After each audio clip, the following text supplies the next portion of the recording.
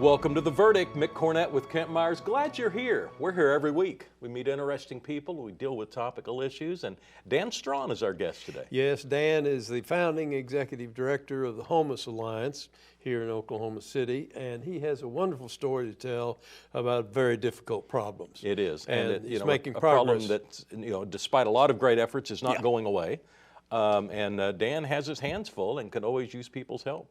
Well, I thought of Dan when we went through that last cold spell about how that must exacerbate the difficulties of his job. Absolutely. And we'll ask him about that. Dan Straughan, the Executive Director of the Homeless Alliance. Today's guest on The Verdict. We'll be right back.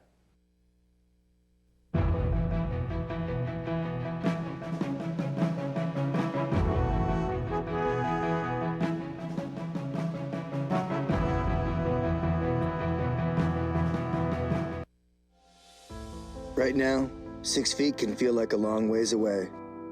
But from 6 feet, we can still smile at each other. From our doorways and our stairways, from opposite sides of the street and opposite sides of the country.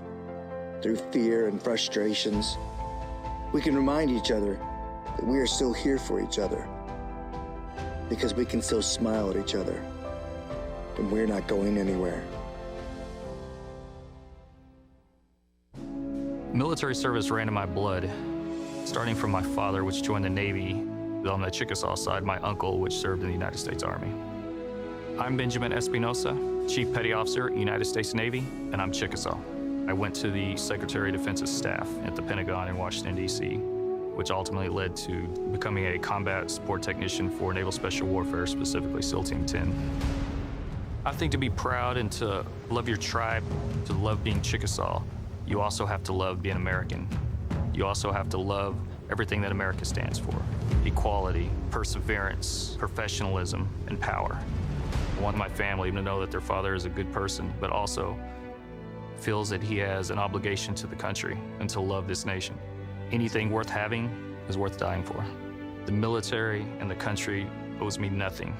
I owe it everything. See more stories about the Chickasaw people at profilesofanation.com.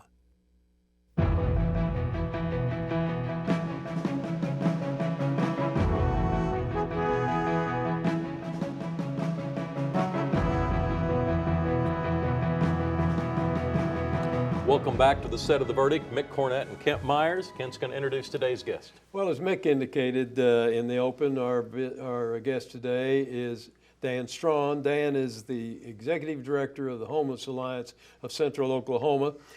He has an interesting business and experience in the business area. He served 10 years with the Federal Reserve Bank in Oklahoma City, then 7 years with the United Way organization, and then was the founding executive director of Homeless Alliance here in Central Oklahoma. Dan has had many years' experience in the Homeless Alliance, about 17 years now, and he is still on the Governor's Interagency Council on Homelessness, serving with distinction in that position. Dan, so glad to have you, and we appreciate you being here. Thanks so much for inviting me. I appreciate it. Talk about the beginning of the Homeless Alliance. Why was it necessary? Sure. So way back in 2003, some community leader types having lunch at the old Lunchbox Cafe on Sheridan, downtown Oklahoma City. Sure.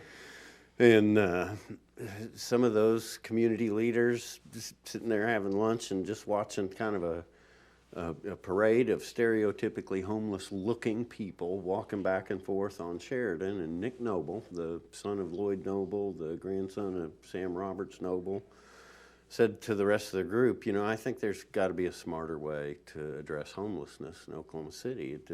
It feels like we put money into the system and the numbers aren't getting better, and we're smart people. We ought to be able to figure that out. And so Nick and Frank Merrick and myself and some others went to some cities that had a reputation for being smart about homelessness. We went to Phoenix and Philadelphia and Columbus, Ohio, and looked at their systems, and they all had really interesting systems that were effective in one way or another, but they weren't things that you could just kind of pick up in whole cloth and drop on Oklahoma City and have it work. And so came back and hired a consultant to do sort of a gaps analysis and a community needs assessment, and she came back with pretty clear direction. We were the only city our size in the country that didn't have a day shelter, and so we were perceived to have a larger homeless population than we really did because they were super visible during the day. All the night shelters put people out during the day, and also, you know, it's a big spread out city with a less than robust public transportation system, and so just getting from one service provider to another was a challenge, and so it was really clear what needed to happen. We needed to build a day shelter. We needed to build a one-stop shop with multiple agencies co-located in one place. And we needed to develop the information technology infrastructure that would allow those agencies, government, faith-based, nonprofit, to share data on shared clients. And we also knew that an ad hoc group of volunteers getting together once a month to talk about doing those things weren't going to be able to actually make them happen. And so that group decided to incorporate as the Homeless Alliance. I became our first and only employee, and the rest of the folks that were at that original lunchbox lunch became our first board. Interestingly, when they knocked down the Lunchbox Cafe to build the new BOK Tower, we got that iconic red neon sign, and now it hangs over our day shelter lunch serving line. Pepperonis. That's Mr. right. Pepperonis, I remember. Yes. I had lunch there from time to time. Oh, yeah. Sorry to see it go, but Me too. I'm pleased with what replaced it. Well, can you summarize for us the types of problems that the Homeless Alliance deals with, other than, I mean, we know you deal with finding a home. Sure. But there must be other things that go along with that you have to address. Sure. So about 40% of our city's homeless population, any big city's homeless population, self-reports serious mental illness or substance use or both. And so obviously you have to, when you place people into housing, providing them with the supportive services they need to address their mental illness, their substance use, their primary health care needs, their education needs, their barriers to employment. You got to bring all those pieces together. It's not enough just to get them into housing. Yeah. You got to figure out the way to keep them there and enable them to become productive members of your community. So, and that's why it's so important that we have that one-stop shop with professional staff, physicians, pharmacists, social workers, employment people, mental health people, substance use people from about 31 different government, nonprofit, and faith-based organizations co-located so that we can all work together to build that network of services that allows people to stay in housing. Where is that located? It's on 3rd and Virginia. It's kind of halfway between downtown and the fairgrounds. Yes. Dan, one of the things you taught me through the years was it's so wrong to think you can categorize a homeless person into 1, 2, or 3 different categories. There are almost as many categories as there are people. Yet you have to at some point say this is a program that 5 or 10% of this homeless population can fit into. And here's another program where another group of people. And I don't think people in the general public generally assume that there are that many different necessary solutions. Sure. One of the interesting things about working with this population in today's environment is that the Homeless Alliance has housing and supportive service programs for chronically homeless individuals, for veterans, for people fleeing domestic violence, for people coming out of jail or prison, for families with children, and 2 other categories that escape me at the moment. And those divisions are driven by funders, right? So the VA is only going to want to work with homeless veterans, and that's perfectly understandable. And YWCA is only going to want to work with people, survivors of domestic violence. That's their mission. And so our mission is kind of bringing all those pieces together so that when you walk in our front door, I don't care if you're chronically homeless or a veteran or a family with children. All I care about is you're homeless or at risk of homelessness. And we have the resources in people and finances to get you back into housing. And it does complicate the issue because different organizations want to serve a different segment of the population, but if you can bring them all together, you can kind of knit up those holes in the safety net. Mm-hmm. Forgive me for asking this because I probably should know, but is the Homeless Alliance a United Way organization? We are. So to some extent, you get funding through We the do. United Way. We do. It's really important to us because it's kind of a good housekeeping seal of approval. It's not a significant financially part of our budget. It's about 5% of our total budget. Wow. And the rest is privately raised? So we have for a long, long time tried to stay kind of half-see. So half of our funding is private money and half has been government grants. Last year and this year, we got a little out of balance because of all the CARES money and ARPA money and all that kind of stuff that's really important. So that has increased our share of government grants. And I should say, just for your listeners in particular, when people talk about government grants, it's not a gift of money. It's a fee-for-service contract. So I say to HUD, I will provide an information technology system to Oklahoma City providers that allows them to share data, and HUD says, okay, if you will do that, then once a month I'll give you X number of dollars to support that system. And all those grants require a cash match on the part of the grantee, right? So for some, it's a 25% cash match. So if you're getting $100 grand from the feds, you have to come up with 25 grand on your own. A lot of them are 100% cash match, dollar for dollar. So if you get $1 million grant to do housing for families with children, you got to get $1 million of your own money from private foundations, high net worth individuals. That's what we call rich people. And our community has, just a long history of being super supportive of those efforts. Dan Straughan is our guest. He's the Executive Director of the Homeless Alliance. One more segment with Dan coming up after this break.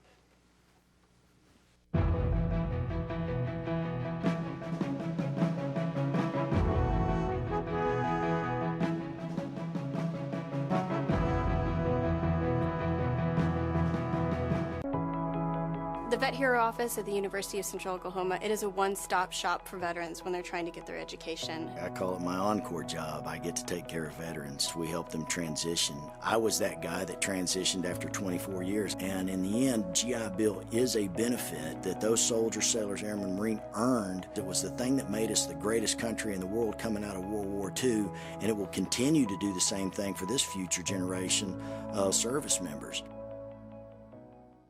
OU Law has a history and heritage that are unparalleled. At the University of Oklahoma College of Law, we empower our students to pursue the career of their dreams. We have the highest U.S. News ranking ever achieved by an Oklahoma law school. We are the first law school in the country to launch a college-wide digital initiative. And this year, our competition teams rank #2 in the nation. OU Law, generations of excellence, limitless possibilities.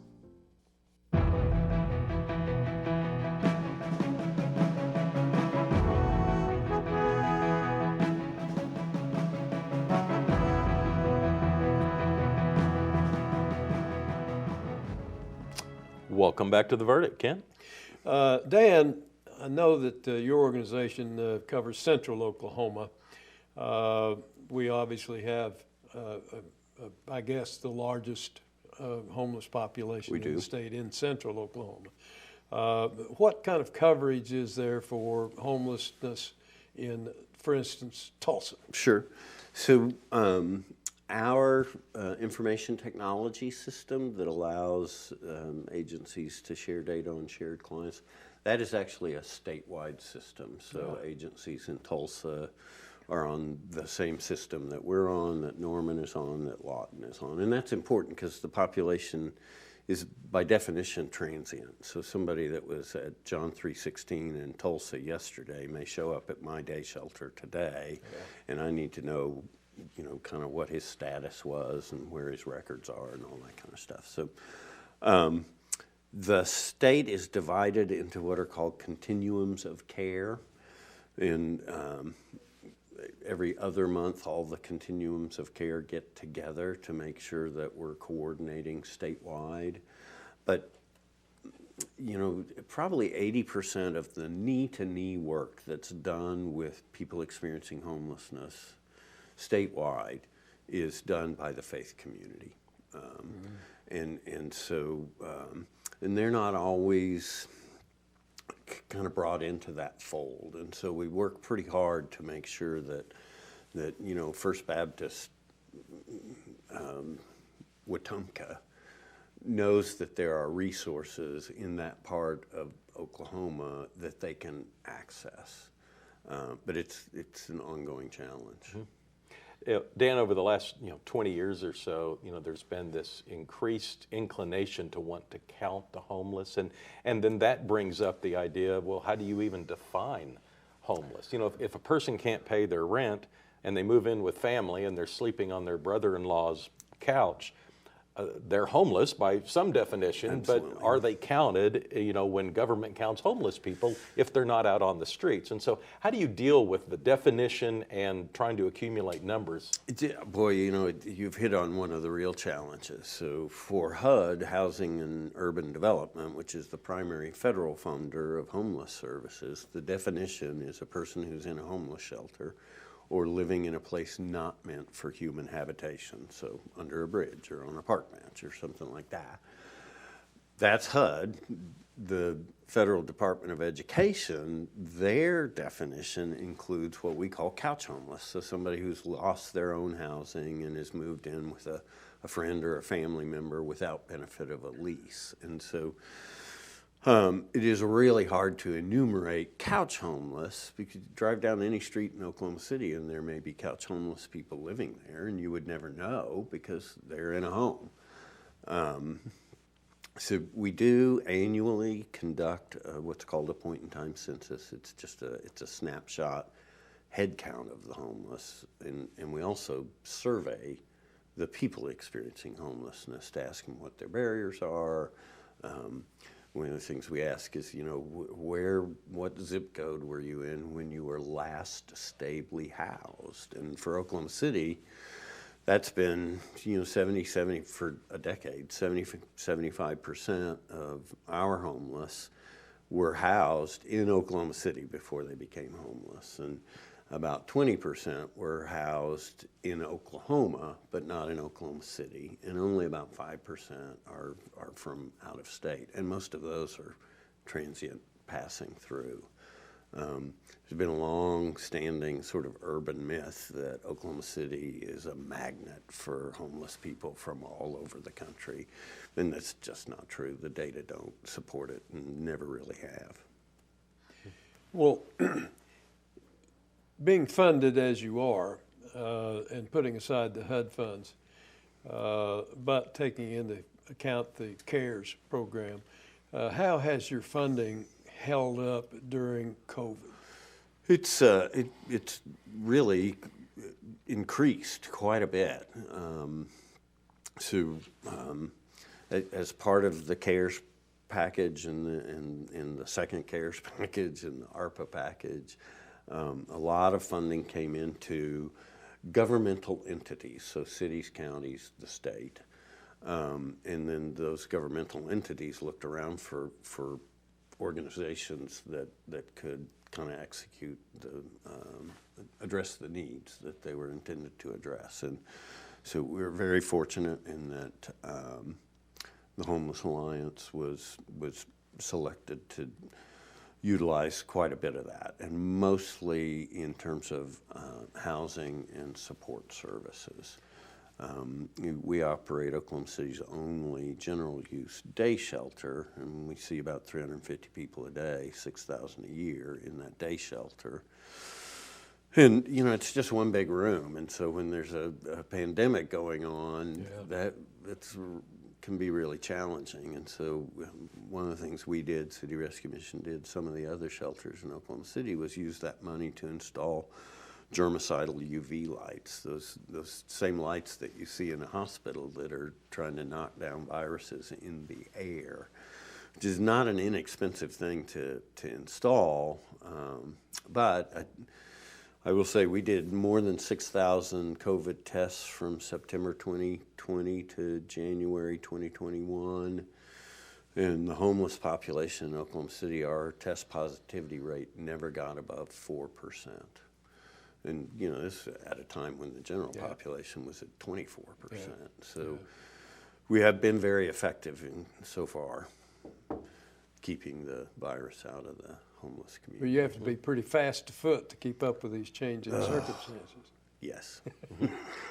Dan, with such a reliance on private sector funding, do you have a development staff who's out there proactively seeking campaign donations? How does that work? You know, it's a funny thing. We've been in existence 17 years, and I hired my first fund development person this past summer. So, and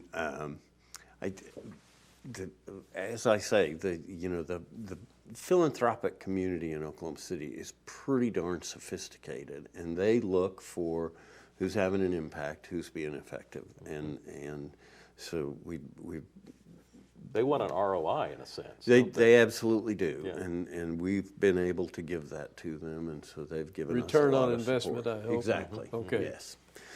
And, Sometimes you have to translate. yeah, because for me, sometimes that's release of information. But, but yeah, we've been very fortunate to benefit from Oklahoma City Community Foundation, Inasmuch Foundation, Kirkpatrick, all those. We got a couple of minutes left. Why don't you let our viewers know what they could do to help out this issue?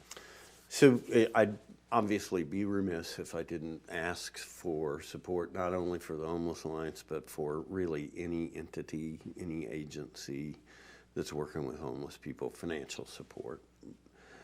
On a more fundamental level, all of us, everybody in this room, and every one of your viewers belongs to some community.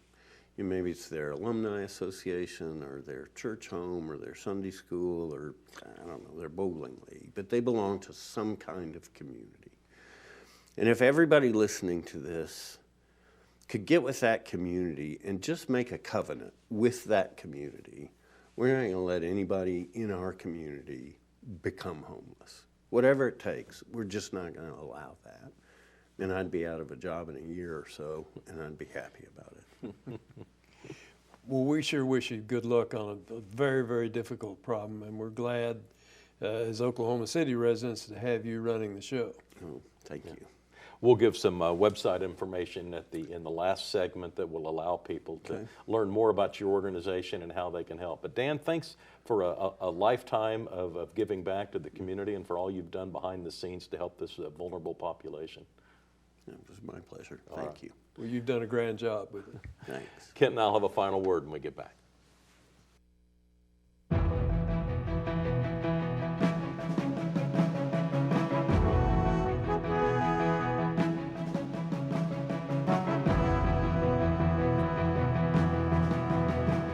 It used to be okay in hospitals. It used to be okay in movie theaters. It was okay in classrooms, restaurants, and airplanes.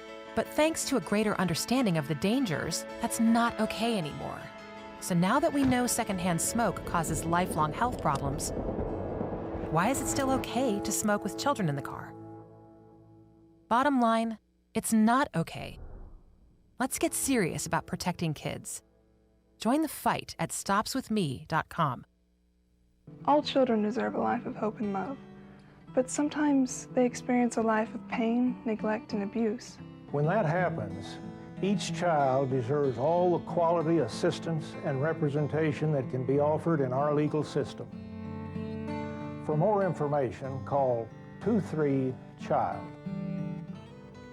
Oklahoma Lawyers for Children, helping to bring hope and love back to the lives of abused children.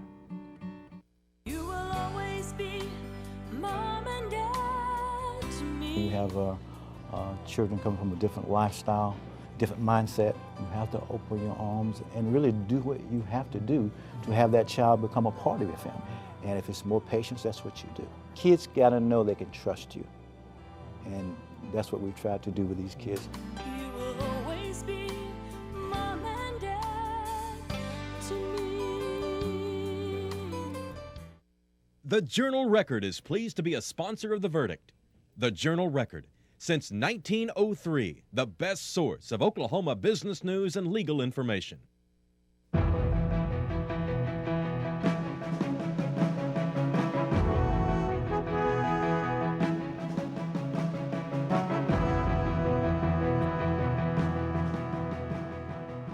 Welcome back to The Verdict. The show is dedicated to the Homeless Alliance. Executive Director Dan Straughan joined us, doing such great work. And, you know, part of his work is kind of coordinating all of the great efforts that are already available throughout the state and specifically in central Oklahoma. Yes, and he's been extraordinarily successful in making sure that if a particular agency doing a particular job drops the ball, goes out of existence, as many volunteer organizations do, he can pick it up and not lose a step and keep the provision of services available to those who need it. Well, you know what, when a person reaches, homelessness, I think there's an emotional chord that is struck in most people when they see a person in that situation and they want to help, but it almost takes an intellectual solution. And so it takes someone like Dan to take a step back, understand all the emotions that are involved that he might have or others might have, but we've got to come up with some sort of systematic solution for several different categories of people who are in need of some level of services so they can get back on their feet. Well, indeed. I mean, he invoked the lunchbox solution to this problem, and that has worked pretty well. Website information, you can get with Dan at the homelessalliance.org. That's homelessalliance.org. And we have a website, theverdict.tv. We'll also have another show next week. We'll see you then.